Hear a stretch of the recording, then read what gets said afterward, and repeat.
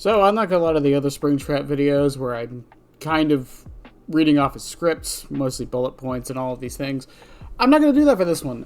This week we're going to be talking about Springtrap after 3 months, 4 months now actually, and how I'm feeling about him and any changes I think he needs and all of this stuff. Now before we get into anything, I do want to mention Springtrap stats on Nightlight. He is still the 4th most picked killer in the game, and his kill rate is at 51%. Now, 51% does sound low, and it kind of is. Something I do want people to know is that his kill distribution is actually pretty even across the board, with the exception of his 2Ks. The reason for that is because of how 2Ks work, because of Hatch. Don't look too deeply into the 2Ks. The 2Ks are always an outlier, and they're very weird. But in comparison to many other killers, he's actually pretty even in his kill distribution, which is something that should be lauded, because it's not common. Many killers, good or bad, are usually in this space of their kill distribution being either 4K or 0K. Springtrap has somehow managed to be even across the board, again with the exception of the 2Ks. And while 51% is low and one of the lowest in the game, it's not too far off from a lot of killers, apart from the top tiers right now, with the highest win rate being Krisu at like 60-something, and still Ghoul. Now, this is actually Future Bennett here after editing this video, and I was actually incorrect. The highest kill rate in the game is Vecna. And I just want to talk about this for just a quick second. Look at these numbers. I'm not going to say anything else, but look at these numbers. Don't worry about the whole 65% kill rate. That is insane too. But look at that kill distribution. Almost half of Vecna's matches, he's getting 4Ks no matter what. Anyways, back to the Springtrap video. But the point is that I don't think that should be taken too much into account. Let's talk about how he feels after the last 4 months. So in general, I think Springtrap is in like the middle of the pack as far as tier lists go. I don't really do them too much, especially for killers. But the other thing with this is strength-wise, where do I actually think he is? And that is definitely still in the mid-tier. I think he has his place, his niche. He's good on some maps, bad on others. I think his power is decently counterable, but also has some skill expression to it, even apart from orbitals. And even with all of this, there are a couple changes I do think he needs, and I do want to see in the future. Now, we don't know if they're going to change Springtrap. I have a feeling they're not going to touch him for a while because of how middle of the road he kind of is and what the killer is supposed to be, that introduction for a lot of new players, which is fine. And that's why a lot of the changes I'm about to suggest are not anything major. So what are the changes I want for him? First thing, and the big thing, is his wind-up speed. Of all the things with the axe, this is the biggest thing I want. Ignore the fact that I said a while ago that it should have an AoE if it's thrown far enough. I still think that should be a thing. But the biggest thing I want for this character is the wind-up speed to be faster and the recall speed to be just slightly, little, tiny bits faster. I'm talking like 0.2 seconds on both. That's it.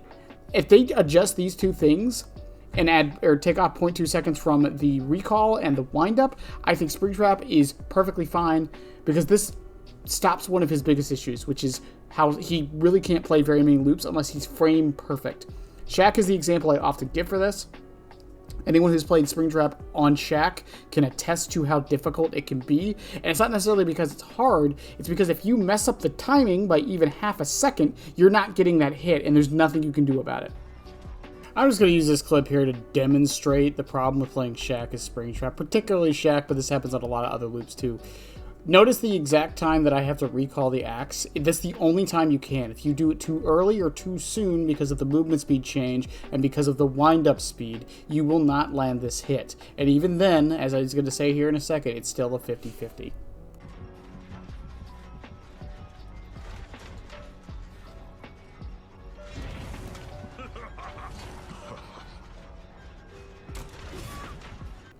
And the thing with how Springtrap works is a lot of times you have to use the timing very specifically just to get into a 50-50, not even a guaranteed hit.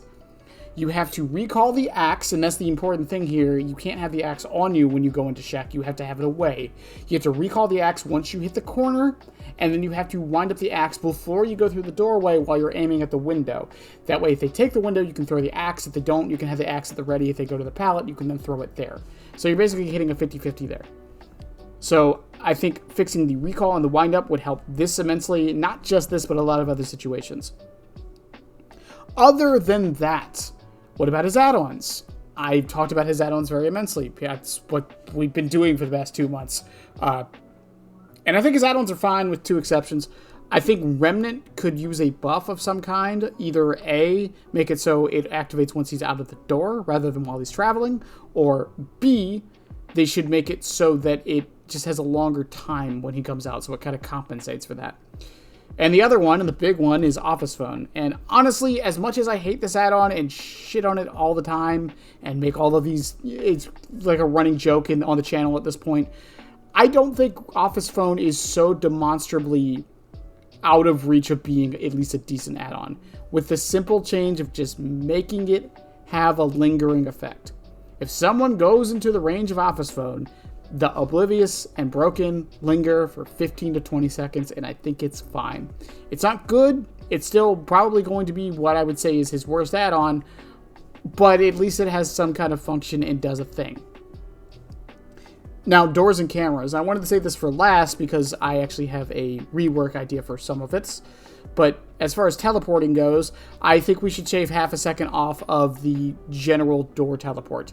Springtrap has to go into a door, look at where he's going, select the door, go through the door, and come out. This takes a grand total of 6 seconds. This isn't counting the time it takes you to actually look at the door. This is why I love Access Panel, because you can just throw your axe up before you go through a door, and then you can flick right to where you want to go instead of having to think about it. And I think we could just lower this by half a second. It would kind of nerf streamers again, but I really think this would help a lot. And make streamers a base instead of percentage base. I really wish behavior would stop giving, especially add-ons, percentage bases, because when you do that, the problem is then you have to always take that add-on into account when you change certain numbers, because if the number's too low, the percentage doesn't do anything, so it sucks. If the percentage is too high, or the base is too high, then the percentage just becomes inherently better. Okay, now what about the cameras? Because this is another aspect of Springtrap that I don't see a lot of people talk about. People will bring this up as why Springtrap isn't that good, because survivors will just get on cameras and have aura on you all the time. However, I very, very rarely see this in the almost 100 hours I have played of this killer. We're at 80 right now, by the way. And I want to change that. I know that sounds bad, but trust me, I have a compensation for it. And this is the most ambitious thing I'm going to say here, and probably not likely to happen ever. But I wanted to do something that was thematic to the character, as well as making it so the cameras have more of a purpose.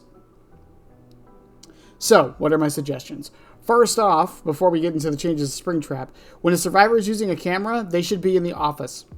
I don't think they should be standing outside of it. The reason for this is, especially if you're going to make it so that the achievement tied to Springtrap is office grabs, you need to give survivors a reason to actually be in the office. I have this achievement. I'm like top 17 in the world or something like that on the leaderboard, but it doesn't really matter. Most of that was luck or survivors giving up and just giving me the grabs anyways. I'm not going to say it as this proud achievement I got.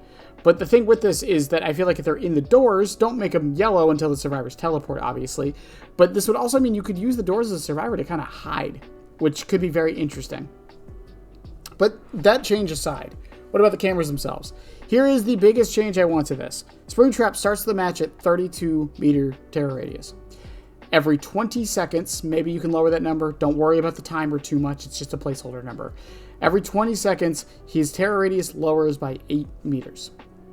This will continue until he is at 0 terror radius and becomes undetectable, until he is detected by a camera, in which he goes back up to 32 meters. Now, what this means is that Springtrap would have a tangible threat to not being seen on the cameras, which plays into the idea of the FNAF games, especially FNAF 3, if anyone has played that game before, where the longer you don't look at him, the more of a threat he becomes. And it also means that the survivors, as a result, have an intention to actually look at him on the cameras, but also it's not such a massive boon that he would need to be constantly looked at by the cameras. He's currently at 24 meter terror radius at the moment, and most people don't care about it too much. He would still be generally easy to hear coming once he gets close. Now, they have adjusted the sound since the last time I've made a video like this, but in general, he's still pretty easy to hear. So all this is doing is just changing the situation in which the camera doesn't have to be used, but it benefits you to use it. And that's what I think we should be trying to do with the camera system. Because at the moment, I see a lot of people try to use the cameras, they see me on the aura, and then I immediately hit their survivor friend with an axe within like 2 seconds, and then they get mad at their teammate, and then they never use the cameras again, because oh my god, that's useless. It needs to have some other effect other than just the aura reading, if I'm perfectly 100% honest with people. And I know it's a massive change, but at the same time, I don't think Springtrap is strong enough to where him being almost permanently undetectable will be that big of a deal. And again, you have the power to make him not undetectable. This would be similar to like revealing Ghostface, but with the camera, the more I think about it, which could be an interesting play on how to make this work. And that's honestly the only changes I have for Springtrap. Springtrap is very well designed in my opinion. He's middle of the road. He's not too strong, not too weak. He has a lot of skill expression. He works with most perks in the game. And yeah, that's really, really it. Apart from the last thing, which is the quality of life change that I did forget to mention, which is I think the axe grab should be an M2 button rather than the M1 button. This would stop situations where Springtraps will swing and the axe is out of the back during the swing, so it doesn't go for the grab, which is very, very frustrating. But apart from that, I think it's perfectly fine. I don't think he really needs any other adjustments. And he's going to be in a situation where I don't think he's ever going to be strong, and I think that's fine. With the state of Dead by Daylight, especially at the moment of making this video, I think people are starting to realize that some killers are just going to be bad by their inherent design. It's just, unfortunately, it's just going to be the way it is. It doesn't matter how much you buff a killer if their design is bad. If their design isn't good, it doesn't matter. Springtrap being the way he is means he's going to suffer on a lot of loops. Springtrap's design being the way it is means he's going to suffer against certain perks, certain strategies. That's the unfortunate nature of it. And I think the reason Springtrap feels so bad is because a lot of what has become meta, and I'm not just talking about the what's been meta for 5 years stuff, but even the other things, like Vigil hurts Springtrap probably more than most other characters. And it's just, that's a lot of the reasons why. But in any case, let me know what you guys think. I know this is a short one, unscripted. I apologize for that. We'll be back to a more scripted-ish, longer video next week. But have a good one, everyone. And yeah, bye.